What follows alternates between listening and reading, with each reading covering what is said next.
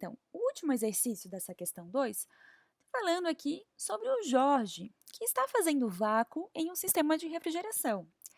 Quando ele confere o vacuômetro, ele lê menos 200 milímetros de mercúrio, né, de Hg. Se ele está ao nível do mar, qual a pressão absoluta do sistema?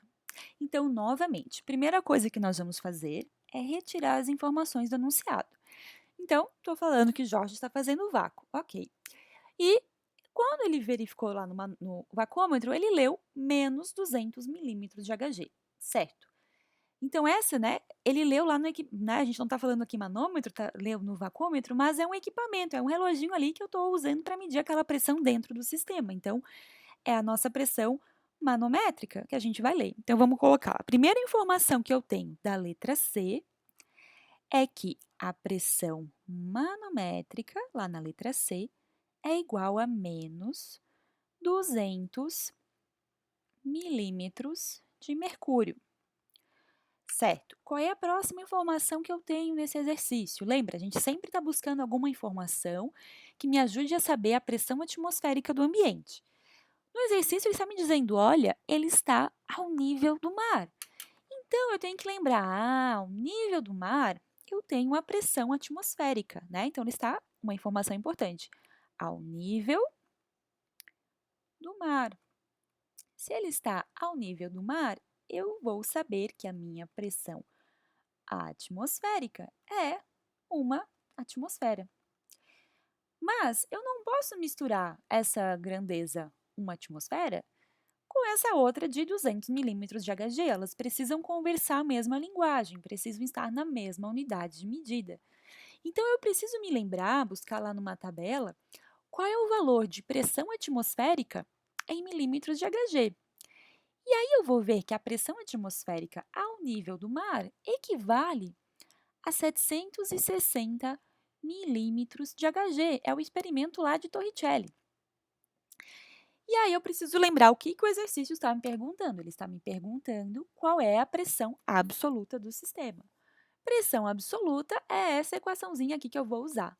Manométrica mais atmosférica.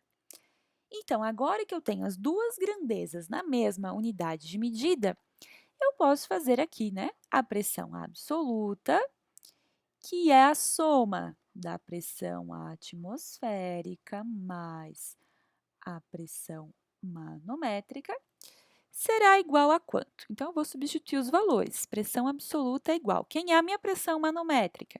Agora, né, em 760 milímetros de Hg. 760 milímetros de Hg. Mais a pressão manométrica. Quanto vale a pressão manométrica? Olha, 200, mas eu tenho que lembrar desse sinal negativo aqui na frente. Então, eu vou usar um parênteses aqui, né? Porque quando a gente tem sinal com sinal, a gente tem que não pode misturar, tem que separar eles por um parênteses, alguma coisa ali. Mais menos 200 milímetros de Hg.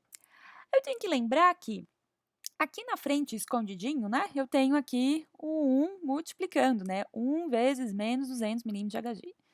E aí eu tenho que lembrar que, né, quando eu tenho essa situação de mais multiplicando por um menos aqui, mais com menos fica menos. Então, a minha pressão absoluta vai ser 760 menos 200, na realidade. Então, por fim, a minha pressão absoluta será igual a 560, lembrando a unidade de medida, milímetros de Hg. E aí, o que eu posso dizer? Olha, né, esse sistema está em vácuo, né? Talvez não é o melhor vácuo, mas está em vácuo ali.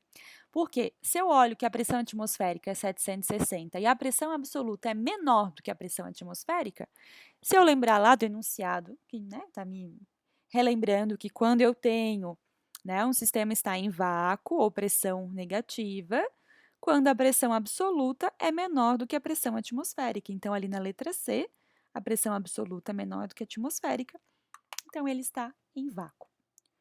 Ok? Tentem fazer sozinhos os exercícios e, se tiver alguma dúvida, reveja o vídeo ou mande uma mensagem. Bons estudos, galera! Até mais!